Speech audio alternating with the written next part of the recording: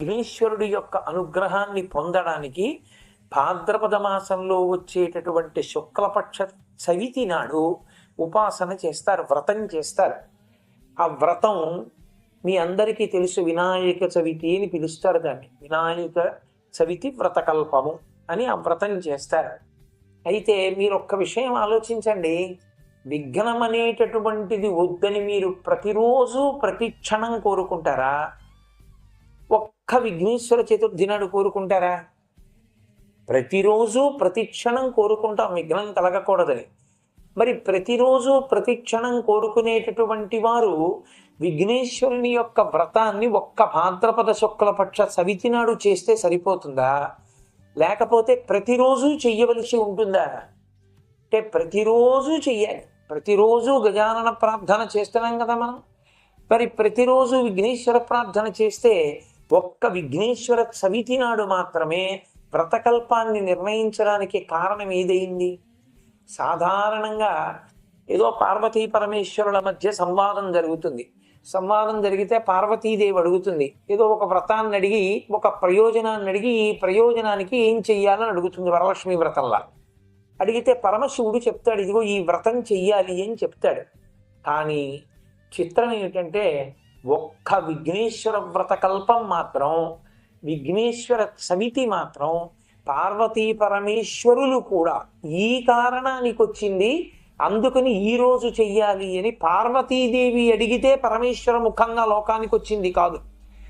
విఘ్నేశ్వరానుగ్రహంగానే ఈ విఘ్నేశ్వర చవితి వ్రతకల్పం లోకానికి వచ్చింది. అందుకే 365 రోజులలో జరిగేటటువంటి వ్రతాలలో విఘ్నేశ్వర చవితి నాడు జరిగేటటువంటి వ్రతకల్పం ఒక్కటే ఒక ప్రఖ్యాతి వహించింది. అయితే నేను ఒక్క విషయం చెప్పడానికి మాత్రం కించిత్ బాధతో చెప్తున్నాను. భాద్రపద మాస శుక్లపక్ష చవితి నాడు విఘ్నేశ్వర చవితిని ఎలా చేసుకోవాలని శాస్త్రాలు చెప్తున్నాయో అందులో 99% మనం చెయ్యట్లేదు. ఇవాళ మనం చేసేటటువంటి వ్రతకల్పానికి, అసలు యథార్థంగా శాస్త్రంలో చెప్పబడిన వ్రతకల్పానికి చాలా దూరం.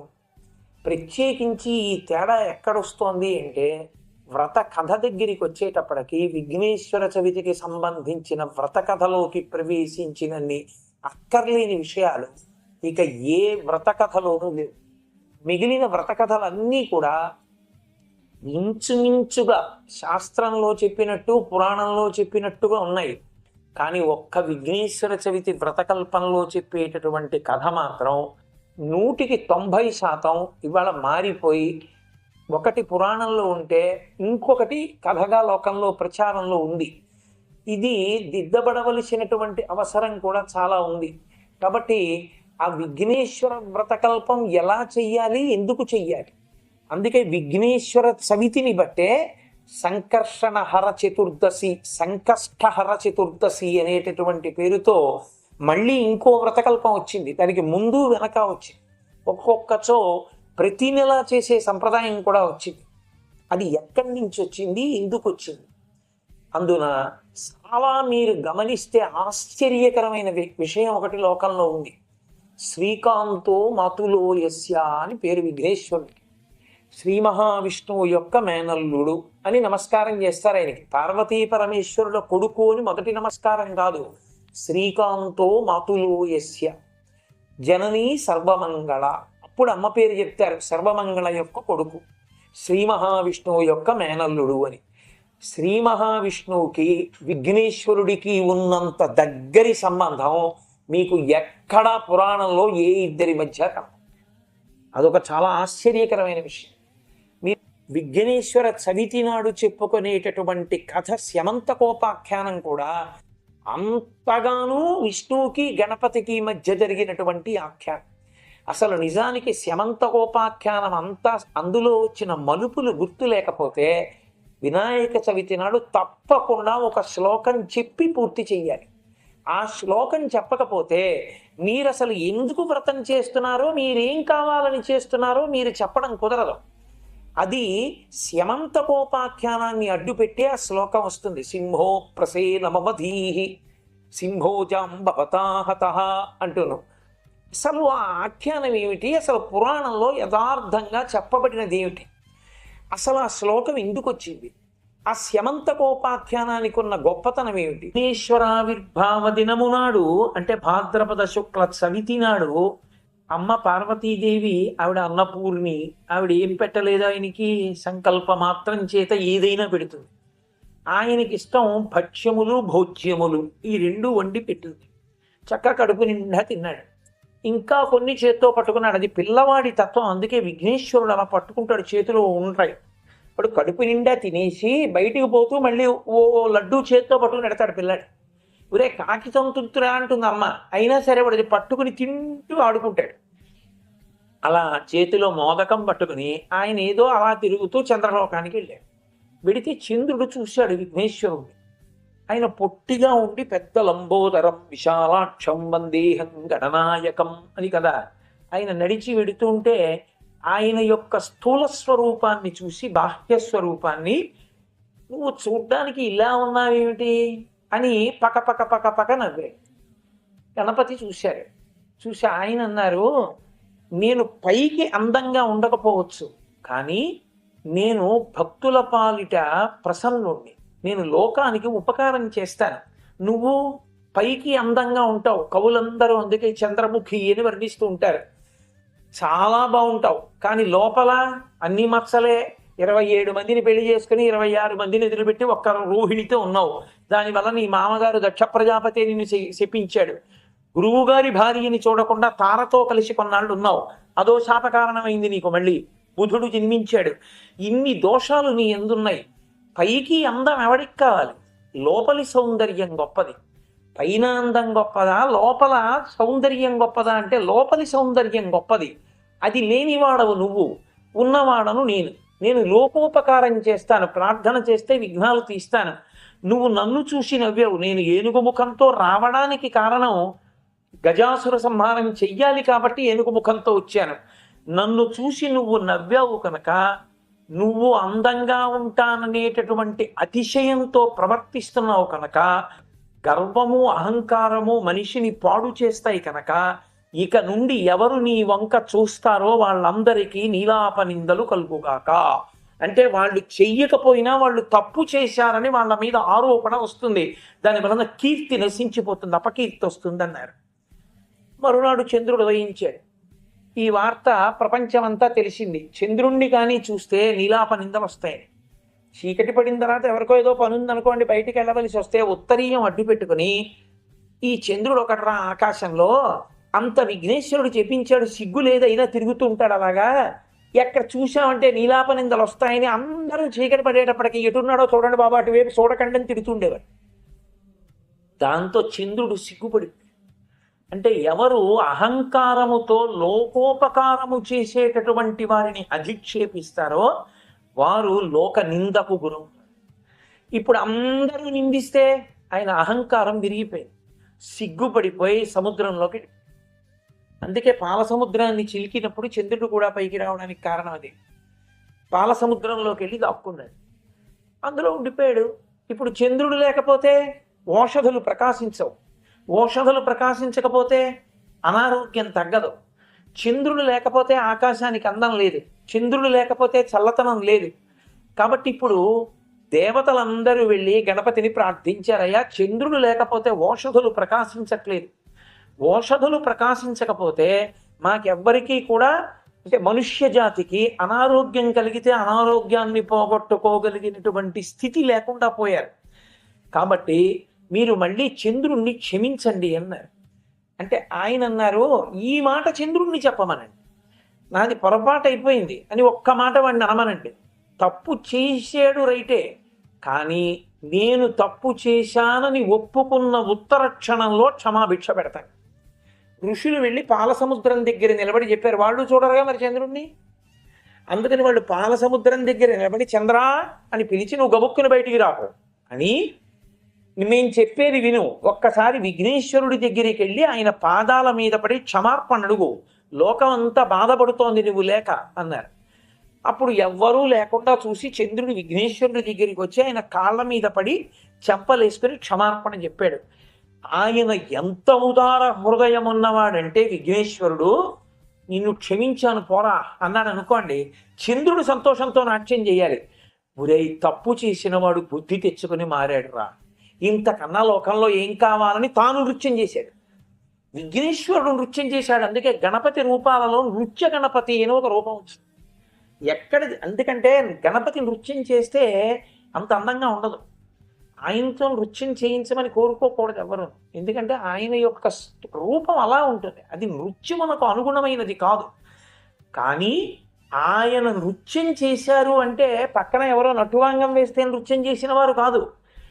తన మనస్సులో ఆనందము పట్టనంత కలిగితే దాన్ని అభివ్యక్తం చేయడానికి ఆయన నృత్యం చేశారు. అంత ఆనందం ఎందుకు కలిగింది? తనకేదో కలిసి రాలేదు. తప్పు చేసిన వాడు తప్పు ఒప్పుకున్నాడు, మారాడు జీవితంలో. అంటే అంత అమృత భాండం లాంటి హృదయం ఉన్నవాడు. కాబట్టి ఇప్పుడు ఆయన నృత్యం చేసి అన్నారు, నీ శాపాన్ని నేను బాగా తగ్గించేస్తున్నాను.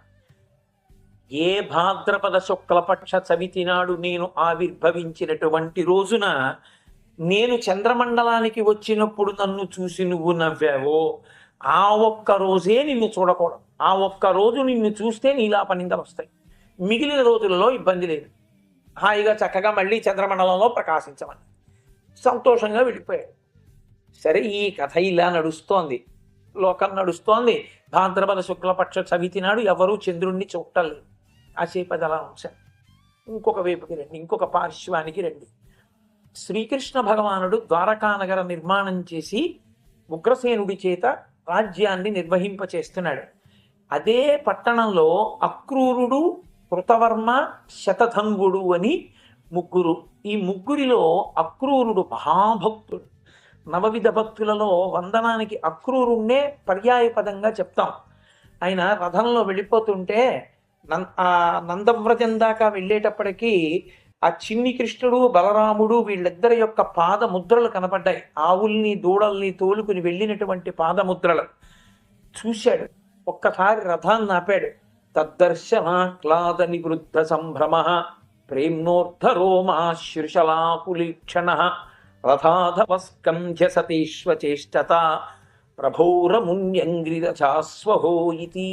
వ్యాసుడు సంస్కృత మూలంలో అంటాడు, నా స్వామి బలరామకృష్ణుడు ఇలా వెళ్ళారు, వాళ్ళ పాదముద్రలు అదిగో దివ్యమైన చిహ్నములు కనపడుతున్నాయి. వాళ్ళు నడిచి వెళ్ళిన చోట నీ రథం మీద వెళ్ళనని ఒక స్వర్ణదండం పడిపోయినట్టుగా రథంలోంచి కింద పడి ఆ మట్టిలో దుల్లాడు. అంతటి భక్తుడు అక్రూరుడు. అందుకే వందనానికి అక్రూరుణ్ణి మారుపేరుగా చెప్తారు నవవిధ భక్తుల్లో. అటువంటి అక్రూరుడు ఆ ద్వారకానగరంలో ఉన్నాడు. అంతటి మహాభక్తుడైన అక్రూరుడు ఉన్న కారణం చేత ఉపద్రవాలు వచ్చేవి కావు ద్వారకానగరానికి. ఒక్క మహాభక్తుడు ఉంటే ఊరంతా రక్షింపబడుతుంది.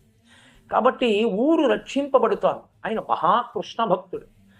ఇది ఇలా ఉండగా సత్రాజిత్తు అనబడేటటువంటి ఒక ఆయన సూర్య భగవానుండి ఉపాసన చేశాడు మంత్రముల చేత. సూర్యుడు ఎదురుగుండా సాకార రూపంలో కనబడ్డాడు. సూర్యుని యొక్క తేజస్సు అటువంటిది, దుర్నిరీక్షుడు ఆయన సాకార రూపంలో నడిచి వస్తుంటే ఆయన తేజస్సా, ఆయన మెడలో ఉన్న మణి తేజస్సా అన్నది అర్థం కానంత తేజస్సుతో వెలిగిపోతోంది ఒక మణి. చూశాడు సత్రాజిత్తు. మీ మెడలో ఉన్న మణి ఏమిటి అని అడిగాడు. దీన్ని శమంతక మణి అంటారు.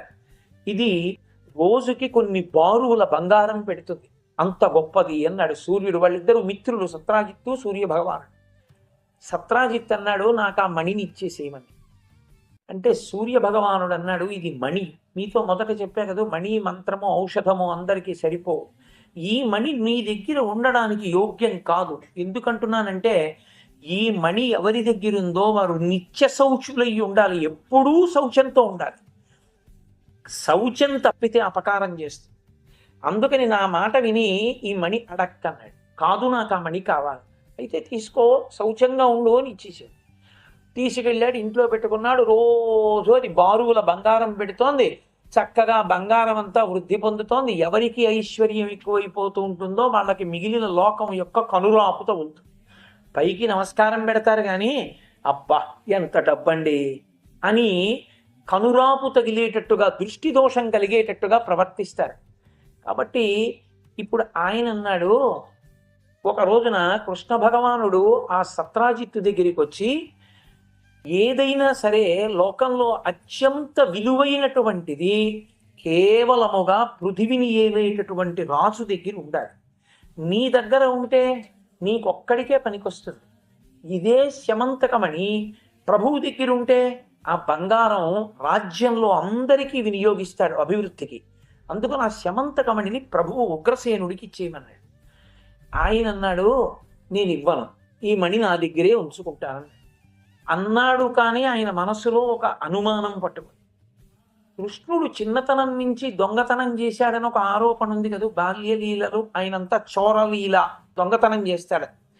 నన్ను మణి అడిగాడు, నేను ఇవ్వలేదు, వచ్చి ఈ మణి ఎత్తుకుపోతాడేమో అని భయం వేసి. ఆయనే పెద్ద మణి కృష్ణ భగవానుడు, ఆయనకి మణి ఆయన కర్మ, ఆయన ఎత్తుకెడతాడా? కానీ అకారణంగా భగవానుని యందు అపవిత్ర భావన కలిగింది, శౌచం పోయి. పైగా దానికి తోడు ఏం చేశాడు, తన తమ్ముడు ప్రసేనుణ్ణి పిలిచి, ఒరే ఇది నువ్వు మెడలో వేసేసుకోరా, ఎందుకైనా మంచిదని ఆయనకి ఇచ్చాడు. ఆయన దాన్ని మెడలో వేసుకున్నాడు. ఇప్పుడు మెడలో వేసుకున్నవాడు వేటకెళ్ళాడు. ఆ వేటకెళ్ళినప్పుడు ఏం చేశాడు, ఆ వెళ్ళినవాడు ఒక్కడు వెళ్లకుండా కృష్ణ భగవాను కూడా తీసుకెళ్ళాడు అని ఉంది పురాణంలో. కృష్ణుడు ప్రసేనుడు ఇద్దరు కలిసి వెళ్ళారు.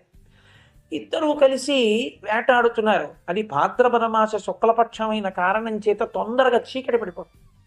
చీకటి పడిపోయింది. ఆ చీకట్లో వేటాడడంలో ఆ అరణ్యంలో చెట్ల దగ్గర ఇద్దరు విడిపోయారు.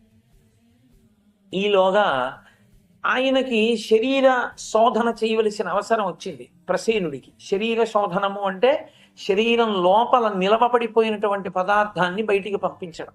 లోపల నీరు ఎక్కువైపోయింది అనుకోండి, ఆ నీటిని బయటికి వదిలిపెట్టేయాలి, మూత్ర రూపంలో విడిచిపెట్టవలసి వచ్చింది.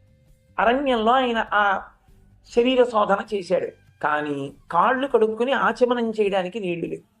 ఎప్పుడైతే శౌచము లేని శరీరం మీద మణిని ధరించాడో అది వెంటనే ప్రతికూల ప్రభావాన్ని చూపిస్తుంది. ఇప్పుడు ఒక సింహం వచ్చి ప్రసేనుణ్ణి చంపేసి ఆ మణి యొక్క కాంతి చూసి అది మాంసఖండం అనుకుని ఆ మణి పట్టుకుని వెళ్ళిపోతాం. ఇప్పుడు అది మణి పట్టుకుని వెళ్ళిపోతుంటే కృష్ణ భగవానుడు ఈ ప్రసేనుడి కోసం వెతికాడు. ఏదో బాగా చీకటి పడిపోయింది. ఆ వెతకడంలో ఎటున్నాడని తలెత్తి చూడడంలో చంద్రుడు కనపడ్డాడు.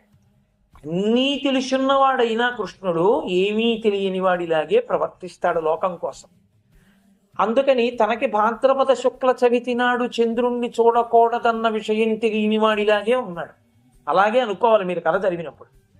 కాబట్టి చంద్రుణ్ణి చూశాడు, ఇంటికి వెళ్ళిపోయాడు, ప్రసేనుడు కనపడలేదని.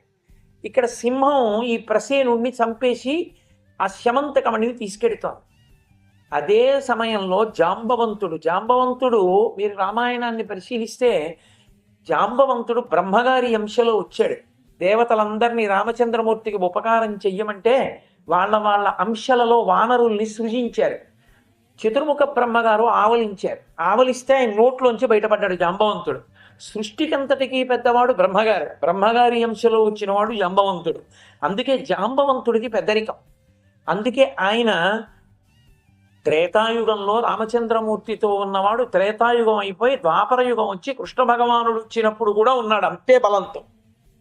అంత బలంతోనూ ఉండి అంత వృద్ధుడైపోయాక ఆయన ఆ సింహాన్ని చంపి ఆ శమంతకమణిని దాని నోట్లోంచి తీసి తను పట్టుకెళ్ళి ఊయలలో ఒక పిల్లవాడు పడుకునున్నాడు, జాంబవంతుని యొక్క కొడుకు. ఆ కొడుకు పడుకున్న చోట పైన ఆ మణిని ఆట వస్తువుగా కట్టాడు. అంటే దాని కాంతి చూస్తే కళ్ళు బైర్లు కమ్ముతాయి. కళ్ళు బైర్లు కమ్మేటంతటి కాంతి కలిగిన శమంతకమణిని ఆట వస్తువుగా కట్టాడంటే పైన అంత దగ్గరగా చూడ్డానికి ఒక పసిపిల్లవాడికి జాంబవంతుడి కొడుకు ఎంతటి బలవంతుడో మీరు ఆలోచించండి. ఆ వయస్సులో జాంబవంతుని కుమార్తె ఉంది జాంబవతి. చాలా చోట్ల ఏమని రాశారంటే ఆ ఊయలలో ఉన్న పిల్ల జాంబవతి అని రాశారు. మణిని పిల్లని ఇచ్చాడు కృష్ణుడికని. అంత పసిపిల్లని ఊయల్లో ఊపుతున్న దాన్ని కృష్ణుడికి ఇచ్చి పెళ్లి చేసుకోమంటే ద్వారకా నగరానికి తీసుకెళ్ళి ఎలా పెళ్లి చేసుకుంటాడు? అసలు కృష్ణుడు ఎలా పుచ్చుకుంటాడు? ఎలా పెళ్లి చేసుకుంటాడు? ఎలా అష్టమహిషుల్లో ఒకటవుతుంది? అసలు కృష్ణుడు ధర్మాన్ని నేర్పినవాడు లోకంలో ఓ పసిపిల్లని తీసుకెళ్లి పడుకోబెట్టి తాళి కడతాడా? అని అర్థం ఉందా కథకి? ఊయలలో ఊగిన పిల్ల జాంబవతి కాదు. జాంబవతి పెద్దది, అప్పటికి యవ్వనంలో ఉంది. జాంబవంతుని యొక్క కుమార్తె, ఆమె ఊయల ఊపుతో. ఊయలలో జాంబవంతుని కొడుకున్నాడు. ఈలోగా ఆ శుక్లపక్ష చవితి నాడు ఆ చంద్రుణ్ణి చూశాడు కృష్ణుడు. నీలాపనిందలు వచ్చాయి. కృష్ణుడే ఆ స్యమంతకమణిని అపహరించాడు, ప్రసేనుణ్ణి సంహరించాడు అని. ఈ నింద ఎలా బాపుకోవాలి? అందుకని ఆయన అన్నాడు, అందరినీ తనతో రమ్మని, రండి మనందరం వెతుకుదాం అన్నాడు. అంటే వాళ్ళు అన్నారు, అమ్మో ఇలాగే చెప్తాడు, చిన్నప్పటి నుంచి కృష్ణుడికి ఇదే అలవాటు, వెతుకుదాం రమ్మని మనందరినీ కూడా అడవిలోకి తీసుకెళ్లి చంపేస్తాడు సాక్ష్యాలు లేకుండా, అందుకని ఎవరు వెళ్ళకండి. సరే కొంత దూరం వెళ్ళారు. వెళ్ళిన తర్వాత ఎవరో పాపం కొంతమంది ఉంటారు కదా ఉత్సాహం ఉన్నవాళ్ళు, అవసరం ఉన్నా లేకపోయినా ఎక్కడో ఎవరో పడిపోయారంటే గవ్వ అక్కడికి వెళ్ళిపోతారు, గుళ్ళోకి వెళ్ళినా వెళ్ళకపోయినా. అందుకని ఆ వెంట వెళ్ళే వాళ్ళు ఉంటారు. వెళ్ళారు వాళ్ళు, కృష్ణుని యందు అనురక్తి కలిగిన వాళ్ళు వెళ్ళి చూశారు. చూస్తే ఒక చోట ప్రసేనుని కళేబరం కనపడి, అక్కడ పులి యొక్క అడుగు జాడలు, ఆ సింహం యొక్క అడుగు జాడలు కనపడ్డాయి. మరికొంత దూరం వెళ్ళేటప్పటికీ సింహము యొక్క పాదముద్రలతో పాటు భల్లూకము యొక్క పాదముద్రలు కనపడ్డాయి. ఇక సింహం పాదముద్రలు కనపడలేదు, భల్లూకం పాదముద్రలు కనపడ్డాయి. ఇప్పుడు సింహాన్ని భల్లూకం చంపేసింది కాబట్టి భల్లూకం ఎటిళ్ళిందో తిడదాన్ని రండి అన్నాడు కృష్ణుడు. వాళ్ళన్నారు, మాకన్నా వెర్రి వాళ్ళు ఎవరూ నీకు దొరకలేదా అన్నాడు. ఏమన్నాడు ఆయన, సింహాన్ని భల్లూకం చంపేసిందా, అందుకని భల్లూకం అడుగుజాడలు పట్టుకుని ఎడదామా? లోకంలో భల్లూకాన్ని సింహం చంపుతుందా, సింహాన్ని భల్లూకం చంపుతుందా? అంటే మమ్మల్ని అందరినీ కూడా తీసుకెళ్ళి ఆ గుహలోకి తీసుకెళ్ళి ఎక్కడో పెట్టేద్దాం అనుకుంటున్నావా? మేము రాను నీతో అని ఖచ్చితంగా ఇతనే చంపేశాడు ప్రసేనుడిని. అందుకే ఇంత గొప్ప కట్టు కథ సృష్టించాడు. భల్లూకంట సింహాన్ని చంపేసింది, దాని అడుగులట్టుగా మనం వెళ్ళాలట. వెడితే అది ఎక్కడో గుహలోకి ఎడుతుందిరా, మనం కూడా గుహలో దూరాలట, దూరి వెతకాలట. ఏమైనా అర్థం ఉందా ఈ మాటలకి? వెళ్ళకండి. ఆయనకి నీలాపనిందలు మరింత ఎక్కువైపోయాయి. ఇప్పుడు ఏది సత్యాన్ని ప్రకటన చెయ్యాలనుకున్నాడో అది చేయించలేకపోగా కొత్త దోషాలు వచ్చాయి. ఇప్పుడు తానొక్కడే గుహలోకి వెళ్ళాడు. ఆ చీకట్లో సొరంగ మార్గంలో గుహ దగ్గరికి వెళ్ళాడు. వెళ్ళేటప్పటికీ ఆ జాంబవంతుని కుమార్తె యవ్వనంలో ఉన్న పిల్ల ఊయల ఊపుతూ ఆ కాంతి చూసింది, కృష్ణుని యొక్క కాంతిని. ఇలా తల తిప్పి చూసింది. ఆయన సొరంగ మార్గంలో వచ్చి గుహ దగ్గర నిలబడున్నాడు. ఎదురుగుండా కనపడుతోంది శమంతకమణి ఊయల మీద. అదే కదూ ఆయనకి కావాలి. కాబట్టి ఇప్పుడు శమంతకమణి కోసం తొందరపడి వచ్చేస్తాడేమో, మా నాన్న లోపల ఉన్నాడు చంపేస్తాడు, ఇంత అందంగా ఉన్నాడు నీలమోహన స్వరూపుడై అని వెంటనే ఆ పిల్లకి ఆయన యందు అనురక్తి కలిగింది. కృష్ణుని యందు అనురక్తి ఎవరికి కలగదు? అనురక్తి కలిగింది. అనురక్తి కలిగి రాకు, మా నాన్న చంపేస్తాడని చెప్తే ప్రమాదం వస్తుంది, ఎవరు మీ నాన్న అని అడుగుతాడేమోనని కృష్ణుడికి అర్థమయ్యేటట్టు, పిల్లవాడి మీదకి జోలపాడుతున్నట్టు ఆ శమంతకమణి అక్కడికి ఎలా వచ్చిందో కృష్ణుడికి అర్థమయ్యేటట్టు ఒక శ్లోకం చెప్పవధీహి సింహో జాంబవతాహతః సుకుమార కమారోధీహి తవ హ్యేషా శమంతకః అంది. పిల్లాడి వంక చూసి పిల్లాడికి చెప్తూ పాడుతున్నట్టు చెప్పింది. సింహ ప్రసేనమవధీహి, ఓ పిల్లాడా, సింహం ప్రసేనుణ్ణి సింహం చంపేసింది. ఆ సింహాన్ని సింహో జాంబవతాహతః, సింహాన్ని జాంబవంతుడు చంపేశాడు. ఆ జాంబవంతుడు ఈ శమంతకమణి పట్టుకొచ్చి ఆడుకోవడానికి తమ్ముడా నీకేశాడు ఊయల మీద. సుకుమార కమారోధీహి, సుకుమారక అంటే ఓ చిన్న పిల్లాడా నువ్వు ఏడవకు, తమ ఏషా శమంతకః, నీకోసమే ఈ శమంతకమణిని వేశాడు జాంబవంతుడు అని. ఇది విన్నాడు కృష్ణుడు. ఓహో ఇలా వచ్చిందనమాట ఈ శమంతకం, ఇక్కడికి లోపల జాంబవంతుడు ఉన్నాడన్నమాట. ఈ పిల్ల నాయందు మరులుకుంది, నేను ఎక్కడ జాంబవంతుడి చేతిలో మరణిస్తానోనని నేను అడగకపోయినా పిల్లవాణ్ణి ఊయల ఊపుతున్నట్టుగా నాకు కథంతా చెప్పింది. ఆ సైగ బట్టి లోపల వాళ్ళ నాన్న ఉన్నాడని అర్థమవుతోంది అని గ్రహించాడు. లోపలికి వెళ్ళి ఈ మణి తీసుకుంటే తప్ప నా నీలాప నిందలు తొలగవని ఆ మణిని తీసుకునే ప్రయత్నం చేస్తున్నాడు. చేస్తూ ఉండగా ఆ జాంబవంతుడు రాని వచ్చాడు. జాంబవంతునికి ఆ కృష్ణ భగవానుడికి 21 రోజుల యుద్ధం జరిగింది. ఎందుకని? ఆయన రామావతారంలో ఉన్నప్పుడు ఆయన యొక్క ఆలింగన సుఖాన్ని అనుభవించినటువంటిది ఒక్క సీతమ్మ తల్లి. అది వేరొకరికి దక్కేది కాదు. ఆయన అందం అటువంటిది. పుంసామోహన రూపాయ పుణ్యశ్లోకాయ మంగళం. మగవాళ్ళు ఏమిటి, ఋషులే మనసు పారేసుకున్నారు ఆయన్ని చూస్తే. కాబట్టి ఆయనతో తిరిగిన జాంబవంతుడు ఆయన్నో కోరిక కోరాడు. ఆయనతో కలిసి మల్ల యుద్ధం చేస్తే ఆయన్ని పట్టుకోవచ్చు, గట్టిగా కౌగిలించుకోవచ్చని, మీతో నాకు మల్ల యుద్ధం చెయ్యాలనుంది అన్నాడు. ఆయన శరీరాన్ని బాగా పట్టుకోవచ్చు అంటే రామచంద్రమూర్తి గ్రహించి అన్నారు, ఈ అవతారంలో నీతో నేను యుద్ధం చేయను. ఎందుకని, నువ్వు నా అనుమాయివి, నీతో యుద్ధం చేయకూడదు, సరదాకి కూడా చేయకూడదు ఆ పని. వచ్చే అవతారంలో నీ ముచ్చట తీరుస్తానన్నారు. అందుకని కృష్ణావతారంలో జాంబవంతుడి కోరిక తీర్చి 21 రోజుల యుద్ధం తర్వాత కృష్ణుడి బలం పెరిగిపోతోంది, జాంబవంతుడి బలం తరిగిపోతోంది. అప్పుడు గ్రహించాడు, నాతో 21 రోజుల యుద్ధం చేసి నన్ను నిగ్రహించగలిగిన మహాత్ముడు ఎవరిని తేరిపారి చూశాడు. కృష్ణునికి రామునికి అభేద గోచరం. ఓ, నాకు ఆ రోజు ఇచ్చిన మాట నిలబెట్టడానికి నా రామచంద్రమూర్తి కృష్ణావతారంగా వచ్చారు అని సంతోషించి ఆయన పాదముల మీద పడి ఆ స్యమంతకమణిని యవ్వనంలో ఉన్న తన కుమార్తె జాంబవంతిని కృష్ణ భగవానుడికి ఇచ్చాడు. ఇప్పుడు జాంబవతిని తీసుకుని ద్వారకా నగరానికి వచ్చిన కృష్ణ పరమాత్మ ఆ జాంబవతిని వివాహం చేసేసుకుని ఆ స్యమంతకమణి తను తీసుకోవచ్చు. శమంతకమణి తీసేసుకుని ఉంటే ఏమో కథ ఆగిపోయేది, శమంతకోపాఖ్యానం అక్కడే మలుపులు తిరిగింది. ఎందుకని, నీలాపనింగలుండిపోయే వినాయక చవితి వ్రతం జరగలేదు, ఎలా ఆగుతుంది, ఇంకా పెరుగుతూ పెడుతుంది. ఆయన శమంతకమణి పట్టుకెళ్ళి సత్రాజిత్తుకి ఇచ్చేసి ఇదిగోనయా, ఈ శమంతకమణి నేను అపహరించానని కదా నువ్వు అన్నావు, ప్రసేనుణ్ణి సింహం చంపింది, సింహాన్ని జాంబవంతుడు చంపాడు, జాంబవంతుణ్ణి ఓడించి ఇదిగో నేను తెచ్చాను, ఇదిగో వాళ్ళ అమ్మాయి జాంబవతి, వివాహం చేసుకుంటున్నాను, నువ్వు ఉంచేసుకో అని ఇచ్చేశాను. సత్రాజిత్ అన్నాడు, తెలియక మీ మీద ఇన్ని నిందలు వేశాను, నాదే తప్పు, కాబట్టి మీరు మా అమ్మాయి సత్యభామని కూడా పెళ్లి చేసుకోండి అని సత్యభామని శమంతకమణి ఇచ్చాడు. కృష్ణుడు శమంతకమణి పుచ్చుకోలేదు. ఆయన అన్నాడు, నాకెందుకు శమంతకమణి, నీకున్నది ఎంతమంది సంతానం, ఒక్కతే కూతురు, నేను ఒక్కడే అల్లుడిని, కాబట్టి నీ దగ్గర ఉన్నదంతా ఎవరికి వస్తుంది, నాకేగా వస్తుంది, మణి నాకెందుకు, మళ్ళీ ఏదో నీలాపనింత తప్ప నీ దగ్గరే ఉంచుకో. ఇదిగో తెచ్చాడు సత్యభామను, అందుకే పెళ్లి చేసుకున్నాడు, చేసుకుని మళ్ళీ మడెట్టుకుపోయాడు అంటారు. అందుకే నీ దగ్గర మణి ఉంచుకో, సత్యభామం చేసుకుంటానని సత్యభామని కళ్యాణం చేసుకున్నాడు. ఇప్పుడు శమంతకమణి ఆయన దగ్గర ఉంది, సత్రాజిత్తు దగ్గర. భగవంతుని పట్ల ఇంత నింద చేసి శౌచం లేనటువంటి ఆ సత్రాజిత్తు దగ్గరికి వెళ్ళిన మణి ఊరుకుంటుందా?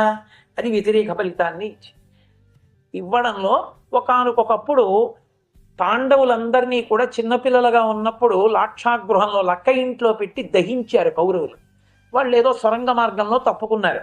కృష్ణుడికి తెలుసు వాళ్ళు చనిపోలేదని, కానీ ఏదో లోకాచారంగా ధృతరాష్ట్రుడినోసారి పలకరించి ఏదో పాండవులు నిజంగా మరణించారన్నట్టుగా పరామర్శ చేయడానికి ఆయన బలరాముడితో కలిసి హస్తినాపురానికి వెళ్ళాడు. ఇక్కడ ఒక విచిత్రం జరిగింది. అక్రూరుడు, శతధన్వుడు, కృతవర్మ అని ముగ్గురు ఉన్నారని నేను మీతో మనవి చేశాను. ఈ ముగ్గురు సత్రాజిత్తుని అడిగారు, మీ అమ్మాయిని మాలో ఎవరికైనా ఇచ్చి పెళ్లి చెయ్యి అని అడిగారు. సత్రాజిత్ అన్నాడు, మీ ముగ్గురులోనే ఎవరికో వాళ్ళకి ఇస్తాను, తప్పకుండా ఇస్తాను సత్యభామననేవాడు. అకస్మాత్తుగా ఏం చేశాడు, ఆ శమంతకమణిని తీసుకొచ్చిన కృష్ణుడికి సత్యభామని ఇచ్చి పెళ్లి చేశాడు. ఇది కడుపులో కక్ష ఉంది ముగ్గురికి ఉండడంలో. కృష్ణుడు ఊళ్ళో లేడు. ముగ్గురు కలిసి మాట్లాడుకుని ఇదే అవకాశం, సత్రాజిత్తుని చంపేసి శమంతకమణి ఎత్తుకుపోదాం. భక్తి ఎందు ఉత్థాన పతలములు ఉంటాయి. అక్రూరుడంతటి వాడికి బుద్ధి పుట్టింది. ముగ్గురు కలిసి కుట్ర చేశారు, కానీ చంపడానికి చేతులు అక్రూరుడికి రాలేదు, ఆయన భక్తి ఆపింది. శతధన్వుడు సత్రాజిత్తుని చంపేశాడు. చంపేసి శమంతకమణిని పట్టుకొచ్చి చంపడం వరకు చంపేశాడు. కృష్ణుడు గుర్తొచ్చాడు. ఇవాళ కాకపోతే రేపు వస్తాడు, ఊరుకుంటాడు, వెతికి పట్టుకోడు. ఎందుకైనా మంచిది శమంతకమణి మన దగ్గర ఉంటే మరీ ప్రమాదం అని అక్రూరుడి దగ్గర పెట్టి తను అడవుల్లోకి పారిపోయాడు. సత్యభామ ఈ వార్త కృష్ణుడికి పంపించింది, మా నాన్నగారిని చంపేశారు ఇక్కడ, నువ్వు లేనప్పుడు వెంటనే రావాలని. కృష్ణుడు వెనక్కి వచ్చాడు. ఎక్కడున్నాడు, ఎవరు చంపారు విచారణ చేశాడు. శతధన్వుడు చంపేశాడని తెలిసింది.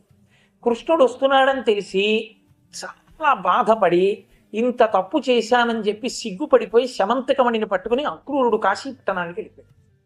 ఇక మిగిలిపోయిన వాడు శతధన్వుడు అడవిలో తిరుగుతున్నాడు. ఇప్పుడు కృతవర్మ కృష్ణుడి చేతిలో ఎలాగో మరణిస్తాడు. ఈ శతధన్వుణ్ణి వెతికి పట్టుకోవడానికి బలరామకృష్ణులు రథం మీద వెళ్ళారు. ఆ శతధన్వుడు విడుతున్న గుర్రం ఈ వెనక తరువుకొస్తున్న రథం యొక్క వేగాన్ని తట్టుకోలేక బోర్లగిలా పడిపోయింది, ఇక పరిగెత్తలేక.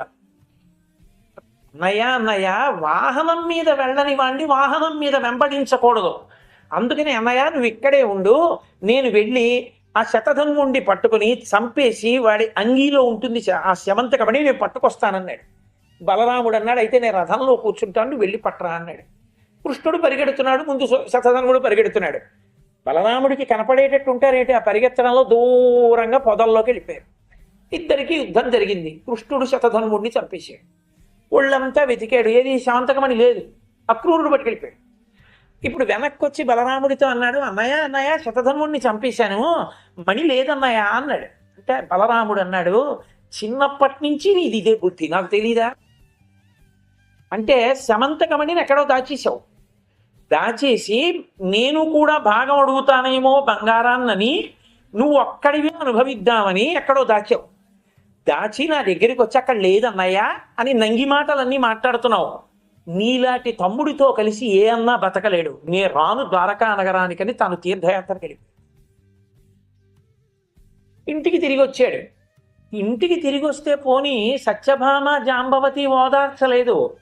సత్యభామంది, మా నాన్నగారు కదా శమంతకమణిని ఇచ్చారు, నన్నిచ్చి పెళ్లి చేస్తూ, శమంతకమణిని ఇప్పుడు తను ఉంచుకుంటే అసలు నిజంగా ప్రసేనుణ్ణి చంపి సింహాన్ని చంపినప్పుడు పట్టుకెళ్ళిన జాంబవంతుడు ఇచ్చాడన్న మాట పోయిందిగా. ఆ సత్రాజిత్తే ఇచ్చాడంటారు కృష్ణుడికి. అసలు జాంబవంతుడు మొదట ఇచ్చాడు మణిని, అతని కీర్తి పోతుంది అని జాంబవతి నొచ్చుకుంటుందేమో అని మా నాన్నకి ఇచ్చినట్టుగా ఇచ్చి మా నాన్నని చంపించేశాడు కృష్ణుడే అని భార్యే నీలాపనింద వేసింది. అన్న నీలాపనింద వేశాడు. జాంబవతి అంది, అసలు మణి ఇచ్చినవాడు మా నాన్న మణి ఇచ్చినప్పుడు నన్ను మణిని ఇచ్చినప్పుడు నన్ను వివాహం చేసుకుని ఇంట్లో పెట్టచ్చుగా, పట్టుకెళ్ళి తగుదునమ్మా అని అక్కడ ఇచ్చి మళ్ళీ సత్యభావం తేవడం ఏమిటి అంటే, నాకన్నా ముందు సత్యభావం మీద మనసుంది, అందుకు తెచ్చాడు మా నాన్న దగ్గర మణి. నాకు సవతిని తేవడమే కాకుండా సత్రాజిత్తు మణి ఇచ్చాడని సత్యభామకి కీర్తి తేవడానికి అక్కడి నుంచి మణి వచ్చినట్టుగా ఇప్పుడు మళ్ళీ పట్టుకొస్తున్నాడు.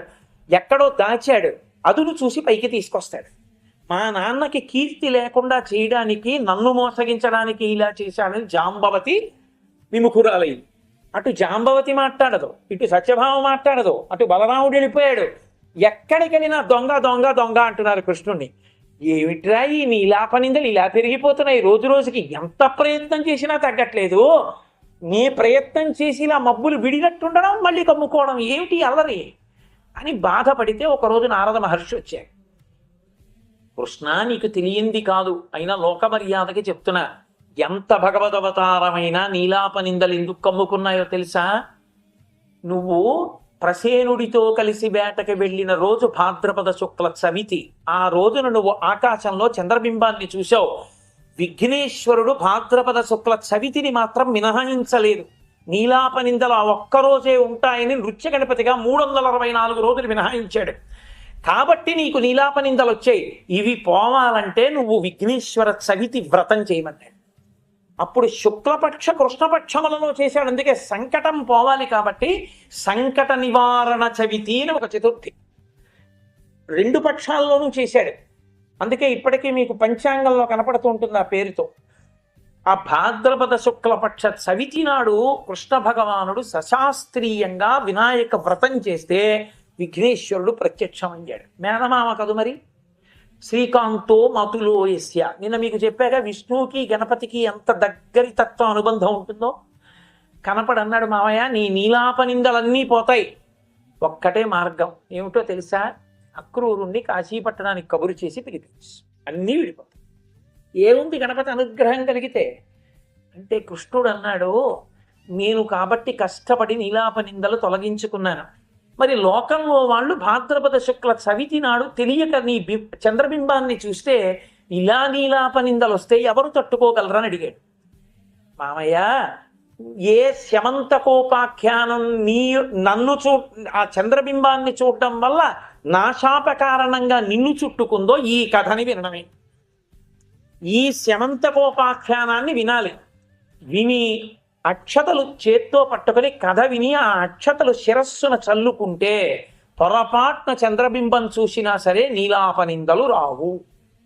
నీలాపనిందలు వస్తే ఇంకా బుద్ధి పనిచేయదు. అన్ని కష్టాలు, అంత అపకీర్తి వస్తే బుద్ధి భ్రంశమై ఖేదాన్ని పొందుతాడు. అలా పొందకుండా ఉండాలంటే నా వ్రతాన్ని చెయ్యడమే. నువ్వు ఎలా చేశావో అలాగే శుక్లపక్ష చవితి నాడు చెయ్యాలన్నాడు. అప్పటి నుంచి భాద్రపద శుక్లపక్ష చవితి నాడు వినాయక వ్రతం చేసి మనం ఈ కథని చెప్పుకుంటాం. ఈ కథలో అన్ని శ్లోకములను చెప్పినా చెప్పకపోయినా ఒక్క జాంబవతి చెప్పినటువంటి శ్లోకాన్ని మాత్రం తప్పకుండా చెప్పాలి. ఎందుకు చెప్పాలో తెలుసా? సుకుమారక అంటే అక్కడ ఉయ్యాలలో పడుకున్న పిల్లవాడు అవడప్పుడు కష్టం వస్తే, నీలాపనిందలు వస్తే తట్టుకోలేనని భయపడుతున్న మనమే సుకుమారులు. కాబట్టి కథంతా చెప్పడం చేత కాకపోతే ఈ ఒక్క శ్లోకం చెప్పమన్నారు విష్ణు పురాణంలో. ఏదా శ్లోకం అంటే సింహ ప్రసేనమవధీ సింహో జాంబవతాహత సుకుమారకమారోధీ తవ ఏషా స్యమంతక. ఓ సుకుమారక అంటే మనమే, ఏడవకురా, అదిగో ఆ పైన కథ ఉంది కదా, ప్రసేనుండి సింహం చంపింది, సింహాన్ని జాంబవంతుడు చంపాడు, ఈ శమంతకమని అక్కడి నుంచి వచ్చింది. ఈ కథని నువ్వు ఒక్కసారి జ్ఞాపకం చేసుకుని ఈ శ్లోకాన్ని ఒక్కసారి చెప్పుకుంటే సుకుమారక మారోధీహి, ఏడవవద్దు, ఏడవవలసిన అవసరం నీకు కలగదు అని విఘ్నేశ్వరుడి అభయం శ్లోకంలోకి వచ్చేసింది. అందుకే ఆ శ్లోకం అంత ప్రఖ్యాతి వహించింది. ఈ శ్లోకం చెప్పి పూర్తి చేయాలి కథ. ఈ శ్లోకం చెప్పుకుని అప్పుడు అక్షతలు తీసి తల మీద చదువుతుంది. సుకుమారకమారోధీహి తవ ఏషా శమంతక. ఇప్పుడు శమంతకము నీదవుతుంది. అంటే హాయిగా సుఖంగా సంతోషంగా ఉండగలం. అప్పుడు కృష్ణుడు ఏం చేశాడు? విఘ్నేశ్వరుడి ఆజ్ఞ మేరకి కాశీ పట్టణానికి కబురు చేశాడు అక్రూరుడికి. అక్రూరుడు మహాభక్తుడు, నిత్య శౌచంతో ఉంటాడు. అందుకని శమంతకమని ఆయన ఏం చేయలేదు. చక్కగా బంగారం పెట్టేది, ఈ బంగారంతో యజ్ఞాలు చేస్తున్నాడు, యాగాలు చేస్తున్నాడు, అన్నదానం చేస్తున్నాడు. కాశీపట్టణం మహాప్రఖ్యాతితో సంతోషంగా ఉన్నారు. కృష్ణుడు కబురు చేశాడనేటప్పటికీ మహాభక్తుడు కాబట్టి అక్రూరుడు పరుగు పరుగున వచ్చి కృష్ణుడి కాళ్ళ మీద పడి క్షమార్పణ చెప్పాడు. ఎందుకు చేశానో తెలియదు, ఆవేశంలో ఆ కృతవర్మ శతధంగుడు నేను కలిసి సత్రాజిత్తుని చంపడానికి ప్రణాళిక వేసిన మాట నిజమేన. సరే, జరిగింది జరిగిపోయింది, వదిలిపెట్టు, నువ్వు ద్వారకానగరంలో ఉండు అన్నాడు. అక్రూరుడు అన్నాడు, తప్పకుండా నేను ద్వారకానగరంలోనే ఉంటానన్నాడు. అని శమంతకమణిని కృష్ణుడికి ఇచ్చాడు. కృష్ణుడు అన్నాడు, ఈ శమంతకం నాకు నీ దగ్గరే ఉంచుకో, మహాభక్తుడివి కనుక నీ దగ్గర ఉంచుకుంటే ఏ ఆపద రాదు, దేశం సుభిక్షంగా ఉంటుంది. అందుకే తవ ఏషా శమంతక. అంత భక్తి తత్పరతతో శమంతకమణిని చేతిలో పట్టుకుంటే ఎంత ఐశ్వర్యం, ఎంత సంతోషంతో భక్తితో అక్రూరుడు బతకగలిగాడో అలా బ్రతకగలిగిన స్థితి మీకు వినాయక వ్రతకల్ప కథ వినడం వల్ల వస్తుంది. అందుకని అక్షతలు వేసుకుని ఆ శ్లోకం చెప్పుకోండి. శాసనపరై మదాచార్య పురోగమై సర్వైశ్చ పూర్వైరాచార్యై సత్కృతాయాస్తు మంగళం. మంగళం కోసలేంద్రాయ మహనీయ గుణాత్మనే చక్రవర్తి తనూజాయ సర్వభౌమాయ మంగళం. ఉమాకాంతాయ కాంతాయ కామితార్థప్రదాయినే శ్రీగిరీశాయ దేవాయ మలినాథాయ మంగళం. కరచరణకృతం వా కర్మ వాక్కాయజం వా శ్రవణనైనజం వా మానసం వాపరాధం విహితమభిహితం వా సర్వమేత్తక్షమస్వ. శివ శివ కరుణాబ్ధే శ్రీ మహాదేవ శంభో. సర్వం శ్రీ ఉమామహేశ్వర బ్రహ్మార్పణమస్తు. స్వస్తి.